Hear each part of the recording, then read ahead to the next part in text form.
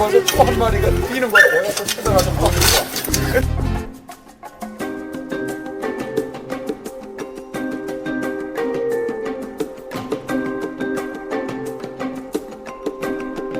이게 이제 강원도서 이게 비온 거, 이게 쬐끔한 건데, 오히려 이런 걸 가지고 다니는 게 편해요. 그냥 생긴 그대로 그냥 이렇게 했어도, 이게 우스운 것 같아도 사냥하는데 별로 지장이 없어. 이게 이 나무가 이렇게 이 강원도 사과도 봄에 비어야만 이런 탄력이 나와요. 근데 겨울에 빈 거는 이런 탄력이 나오지 않아요. 약간 가벼운 맛이 들어요. 가벼운 맛이. 선생님, 화래는 네. 이와하고 다르게 또 어필을 이렇게 입히셨는데 네. 이 어필을 입히신 그 이유가 뭐 따로 있습니까? 습기를 방지하고, 그 다음에 그 어피 자체가 엄청 탄력이 좋아요.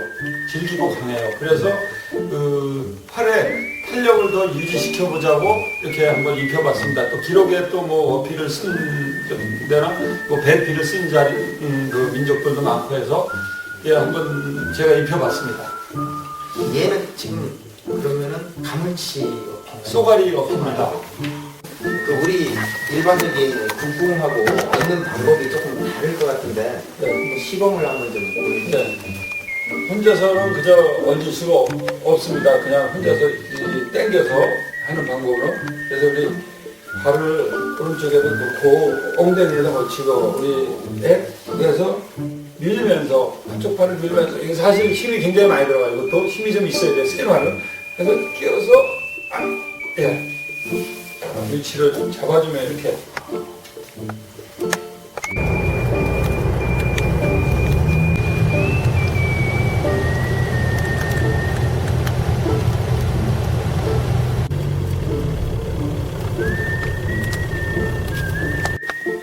이게 콩나무 모양이죠? 네네. 이게 헐 만드는 나무죠. 헐나무라고 그러는데 이쪽에서는. 여기 뭐 이렇게 흐르는 거 보니까 이런 쪽에서 많이 예, 강 옆에 양지짝, 응달에서 나오는 게 좋은데, 그럼 일부러 이렇게 키워가지고, 일부러 여기를 여기 내가 안기고 갈 때마다 이렇게 해놨더니 지금 쪽번 나무가 있어요. 언제부터 많으신 거예요? 이게 한 4, 5년 됐어요. 키우고 계신데 예. 이걸 일부러 저기 놔.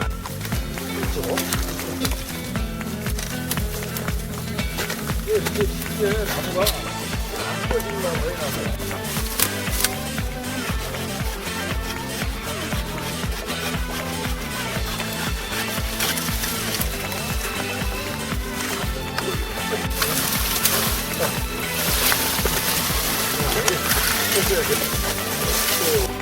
오늘 트레이에서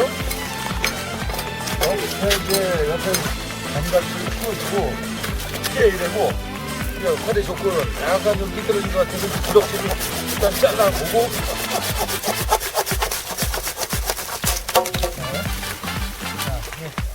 앞뒤로 봐도 이 부분을 쓰는 거죠. 이 부분을 위를 쓰는 게 아니고 공이가 없는 부분. 예, 공이가 없잖아. 양쪽을 피한 거지.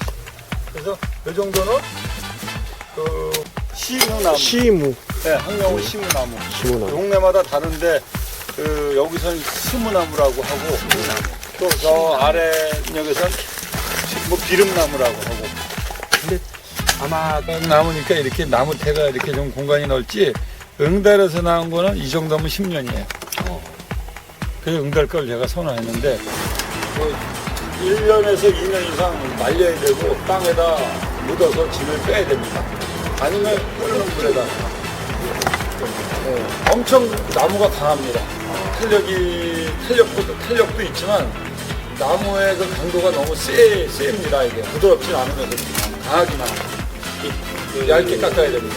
부익이라든지 아니고 이제 한번 산지가 예, 좀 많은 편이나 예, 이 연천 쪽에 절벽이 많아가지고 절벽이 상당히 많이 자랍니다. 절벽에서 자란 거라야만 이게 나무가 곱게 자랍니다. 옹이를 피해서 만들어야만 하니까. 공이 굉장히 곱고 예. 뭐 아니, 또 고르기도 많이 몰라. 100그릇 중에 뭐 한두 개, 뭐 그 식으로 골라야 됩니다. 사실은 대량으로 만든다 그러면 조금 저희도 이게 많이 구하지 못할 거다 이렇게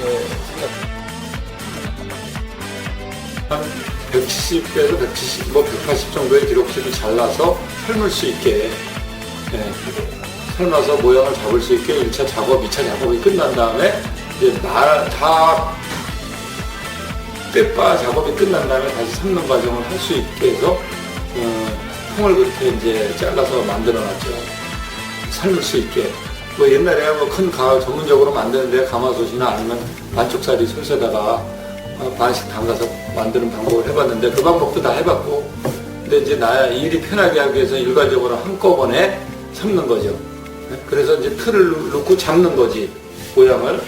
고자를 뭐 넣거나 아니면 이제 살짝 삶아줘서 균도 없애고, 또 제대로 된 모양을 만들 수 있는 건 삶는 방법밖에 없어요. 물론 불에다 굽는 방법도 있는데, 굽는 거는 가끔 고자들도 만들 때 구워요. 따로 삶아놓은 걸 살짝 굽는데 위험성이 있어요. 나무가 터져요. 살짝 잘못하면 터져요. 그래서 삶는 방법이 가장 뭐 동서남을 막론하고 가장 좋은 방법이다, 그렇게 알고 있으니까 그렇게 삶는 거죠. 회목 같은 경우는 굽지가 않으니까 그거를 살짝 삶거나 불에다 구워서 나무에다 놓고서 피면서 일단은 올곧게 마르게. 활이 되는 거는 올곧은 나무가 그렇게 많지는 않거든요. 산에 가보면 활을 만들 수 있는 거는 올곧은 나무를 불에다가 피는 방법밖에 없다고, 삶거나. 그래서 올곧게 만들어서 이제 몇 개월 동안 말려서 다시 재작업을, 활을 만드는 깎는 작업을 들어가는 거죠. 그 과정입니다. 이쪽 나무는 겉질을 안 쓰고 속질로, 속의 빨간 부분으로 활을 만들기 때문에 옹이가 있으면 안 돼요. 그러니까 옹이를 웬만하면 피해야 되니까 옹이가 양 옆으로 있는 건 상관없는데 활이 휘어지는 부분에 있으면 안 된다 이거지. 그러니까 그걸 피해서 그 나무를 고를 때 그렇게 골라야 되고, 참 서양의 활들을 보니까 이게 영국 쪽이나 이렇게 프랑스 쪽 보면 참 모자책이 엄청 가늘어요, 활이. 그래서 나도 한번 그렇게도 한번 만들어서 써보고 그랬는데 우리한테는 좀 안 맞고, 우리 나무한테는 어느 정도 차라리 굵고 넓적하게 깎는 게 힘을 쓴다 이거지.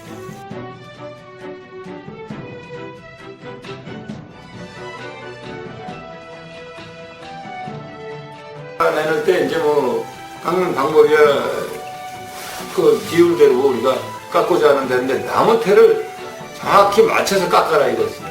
예? 나무테를 정확히 깎지 않으면 어떤 증상이 생기냐면, 당겼을 때, 자, 이제 넓적하게도 깎았다 이거. 바깥쪽도 넓적하고, 안쪽도 넓적했을 때, 바깥쪽은 나이테가 어느 정도 둥그렇게 자라니까 그 면을 안 살려주고, 그냥 넓적하게 깎았을 때는 나무테가 골고루 층이 안 붙는다 이거지, 이제 섬유질이.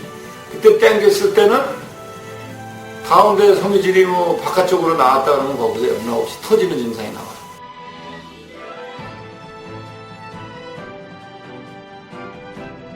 나는 도끼로, 일단은 이제 나무가 강하니까 도끼로밖에 깎을 수가 없는데, 도끼나 짜개로밖에 날릴 수가 없다고요. 왜냐면 나무 결을 한 층 한 층 보면서 깎아내니까 참 예민하게 깎아야 돼요. 그렇게 해서 이제 그 나무 그 테를 잘 맞춰가면서 그 같은 테를 다 깎아야 되고, 그런 식으로 해서 바깥쪽은 약간 둥글고 안쪽은 납작하게 깎는 방법이 이제 주로 그걸 선호해요.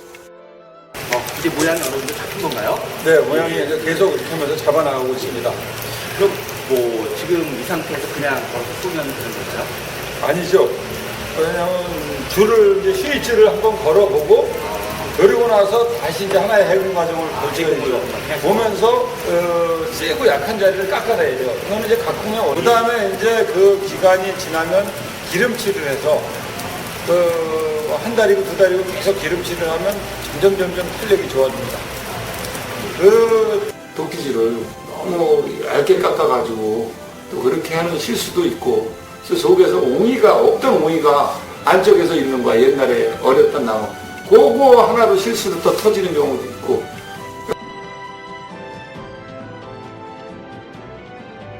네. 밑으로 이제 완성된 거를 밑으로. 이게 장난 아니에요. 네. 이제 돼서 이게 밸런스를 좀 맞춰야 되는데 이렇게 약간씩 좀 눌러주면서 잡아주는 거죠. 칼로 좀 이렇게 돼. 이게 이쪽이 이런 경우에 이제 약간 이쪽이 너무 좀 강하다 그러면 이렇게 한쪽을 좀 긁어주고 이렇게 긁어주면서 어느 정도의 그 탄력을 이렇게